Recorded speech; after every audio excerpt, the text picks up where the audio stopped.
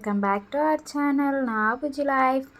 So మీరు చూస్తున్న ఫొటోస్లో ఉన్న ఫోటో బూత్ మేమే ప్రిపేర్ చేసామండి. ఇంట్లో మన ఫ్రిడ్జ్ ఉంటుంది కదండి, సో ఫ్రిడ్జ్కి వచ్చిన అట్టపెట్టితో మేము ఇలా ఫోటో బూత్ అనేది ప్రిపేర్ చేసామండి. సో మా అందరికైతే చాలా బాగా నచ్చిందండి. జస్ట్ ఎలా చేసాము ఏంటి అనేది ఈ వీడియోలో మీకు నేను చూపిస్తానండి.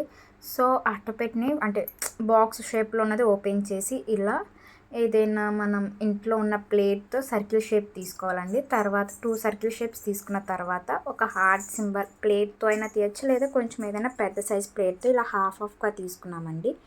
తర్వాత సర్కిల్స్ నుంచి 7 సెంటీమీటర్స్ గ్యాప్తో ఇలా 2 లైన్స్ పెట్టుకున్నామండి. సో ఈ ఏజ్ నుంచి మళ్ళీ 7 సెంటీమీటర్స్ గ్యాప్ సేమ్ ప్రాసెస్ అనేది రిపీట్ చేసామండి లాస్ట్ వరకు, సో దట్ ఈజీగా ఉంటుంది అని చెప్పి. సో కొంచెం షార్ట్ స్కేల్ వల్ల లేట్ అవుతుంది అని చెప్పి స్కేల్ తీసేసి ఇంట్లోనే ఫ్యాన్కి వచ్చిన బాక్స్ ఉంటే ఇంకా ఆ బాక్స్తో గీయడం ట్రై చేసామండి. సో మాది మిక్కీ మౌస్ థీమ్ అనుకుంటున్నామని చెప్పి మిక్కీ మౌస్ షేప్లోనే ఫోటో బూత్ అనేది డ్రా చేసామండి.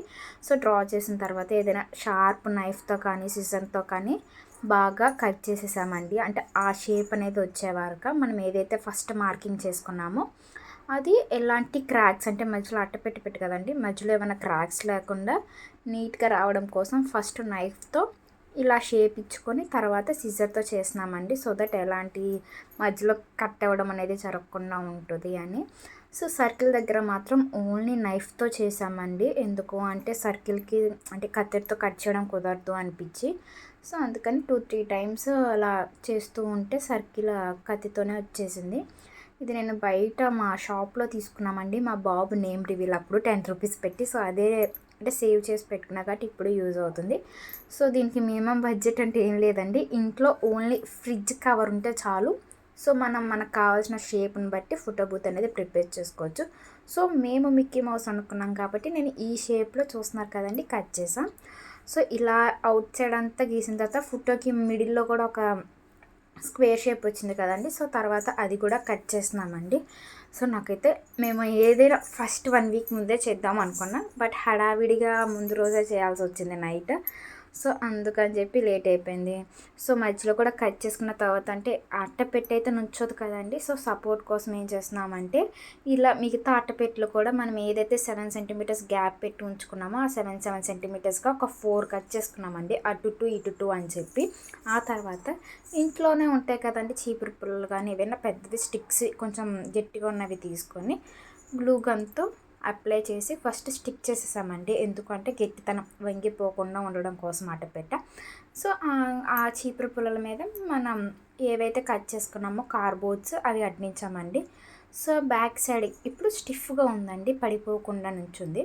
బట్ బ్యాక్ సైడ్ స్టిఫ్గా ఉండడం కోసం ఇలా బ్యాక్ సపోర్ట్గా లెగ్స్ లాగా ఇవి కట్ చేసామండి. నేను ఇవి ప్లేట్తోనే గీసాను, బై మిస్టేక్ వీడియో మిస్ అయింది.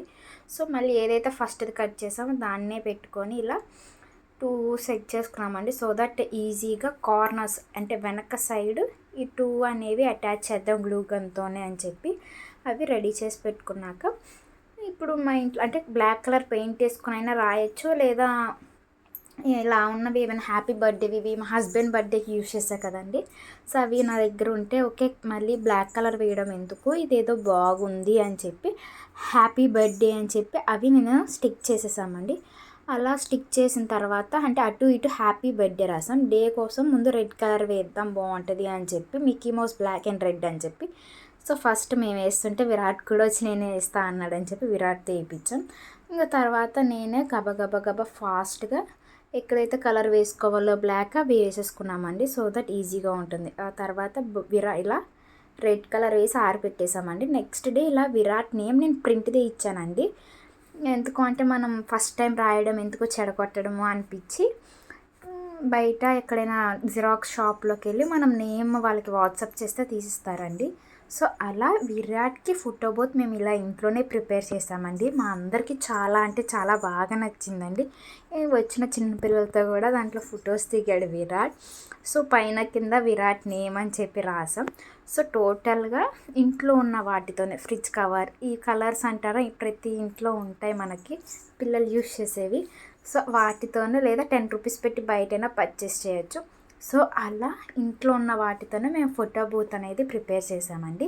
మీకు కనుక నచ్చితే please do like, share and subscribe to our channel and don't forget to press the bell icon. Bye bye. See you in the next video. Until then, take care.